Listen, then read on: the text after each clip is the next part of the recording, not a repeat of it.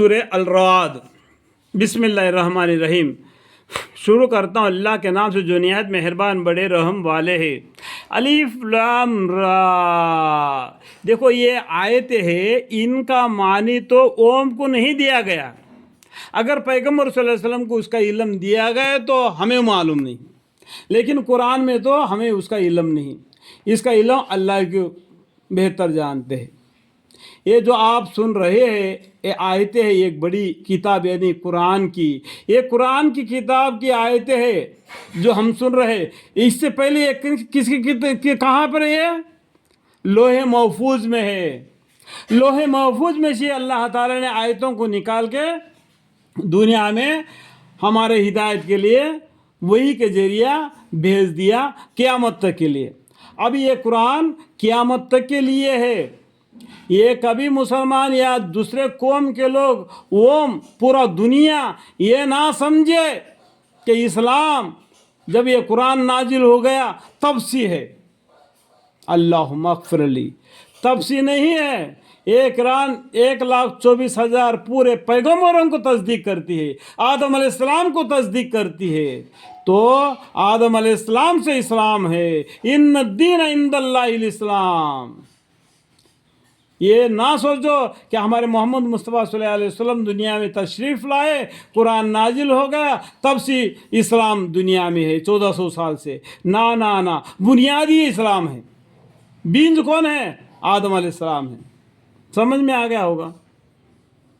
ہاں، یعنی قرآن کی اور جو کچھ آپ پر آپ کے رب کے طرف سے نازل کیا جاتا ہے بالکل سچ ہے۔ الف لام میم ذالک الکتاب لا ریب فیہ، اسی طریقے سے آیت ہے۔ یہ بالکل سچی کتاب ہے، اس کے اندر ایک آیت بھی جھٹلانے کے قابل نہیں، اور لیکن بہت سے آدمی ایمان نہیں لاتے۔ اتنا سمجھانے کے باوجود بھی اکثر الناس لا یؤمنون، بہت سے آدمی ایمان نہیں لاتے، اپنے اکڑ پر اپنے گھمنڈ پر رہ گئے۔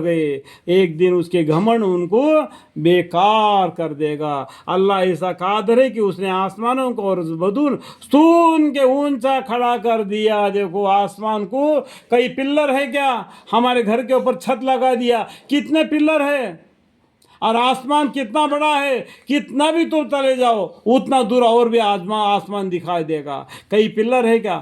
ایسا اللہ تعالیٰ آسمان کو تھامے رکھا دیا اور اسے بارش گرا پر بھی پہنچا دیتا ہے، تاکہ مردہ زمین کو زندہ کر کے تمہیں اناج دے دیتا ہے، تاکہ تم اس پہ کھا کے زندہ رہو، اور تمہارے مویشیوں کو بھی اس میں چارہ ہے، اور تم کو مرنے کے بعد میں اسی زمین کے اندر کو تم کو لے جاتا ہے، اور اس زمین سے تم کو دوبارہ زندہ کر کے اٹھا دیتا ہے، اور میدان حشر میں اور قیامت کے دن تمہارے حساب کتاب لیتا ہے، جزا اور سزا دیتا ہے۔ اس بات کو جانو پہچانو۔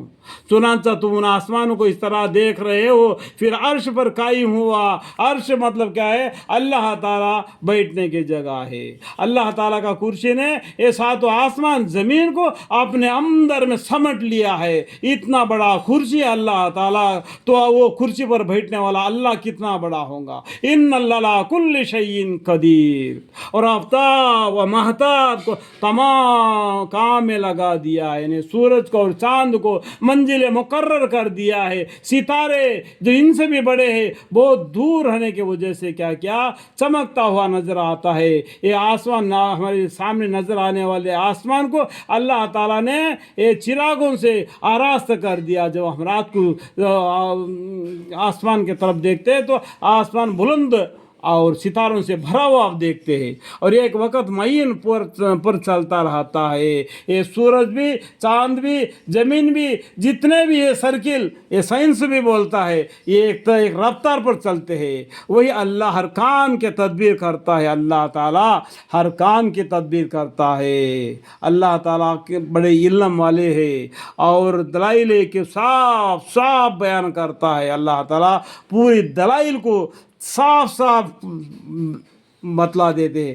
ताकि ईमान लाने वाले ईमान ले आए। जो नाफरमानी लोग हैं उनको कितना ही बताए वो नहीं समझ सकते। उसी दिन समझेंगे जिस दिन उनको समझने का मौका आ जाएगा, उस टाइम पर बस जलने का आगे आगे। नारुल्लाहिल मुक़द्दसतुल अफ़िदा इन्ना अलैहिम मुसद्ददुन फ़ी आमदी मुअद्ददा, ताकि तुम अपने रब के पास जाने का यकीन कर लो। एक दिन हम सब अल्लाह के पास जाना है, नाम अमल समेट, और उसको हिसाब देना है। इस बात से डर कर अपनी ज़िंदगी दुनिया में ज़िंदगी बसर करना है। अल्लाहुम्मा